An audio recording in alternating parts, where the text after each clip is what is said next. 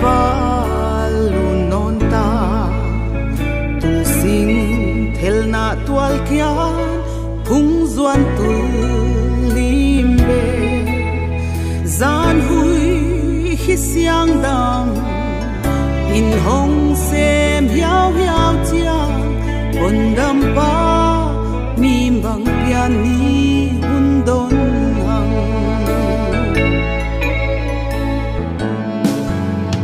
Bethlehem kong sing mai mi suan di wa kum pi kai sar min khu nuam phin lei luang bang sim lei kum pi pia ning lung gul muan na de di zong len na lal kris ho ban lu ahun atung ta kamang piang ta sim lei tan va lem na kum pi pa hi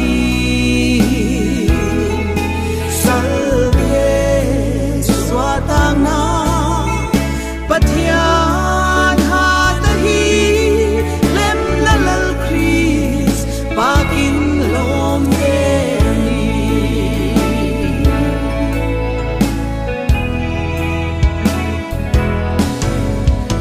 ahun bi etin kumso aliam ta kris na ngek siang tho ilung sung piang tam mo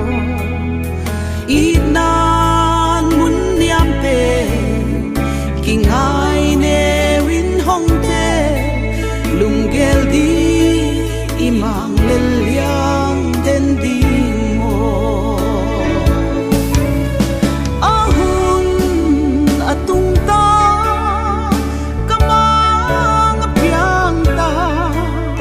sim lei tan va pa hi salve swatang na pathian hatahi lem na lal kris pakin lom deni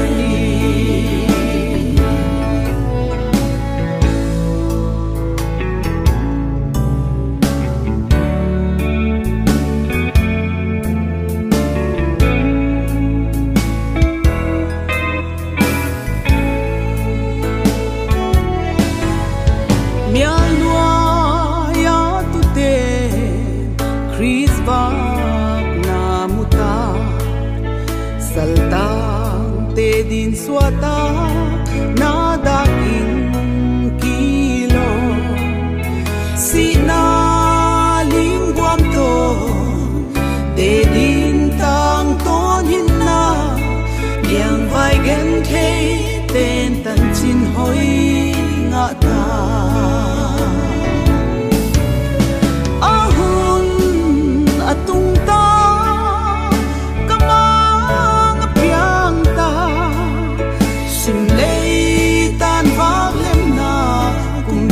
pa hi salve swatang na pathian hatahi lem na lal kris pakin lom deni Christmas lung dam huai hon pa piang ta mangi Manuel hi khial te siang hon zuan ina thu pen kris ilung sung piang heno te ang lai pong lung sung til bang khang he ahun atung ta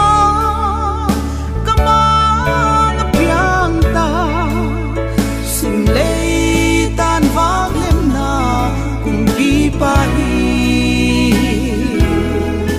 salve swatang na